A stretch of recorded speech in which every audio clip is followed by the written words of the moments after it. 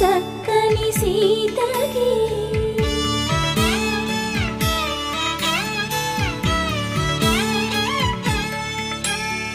పుడతవి పునవేలు విడిచిన పుడమియల్లోడు రాముడే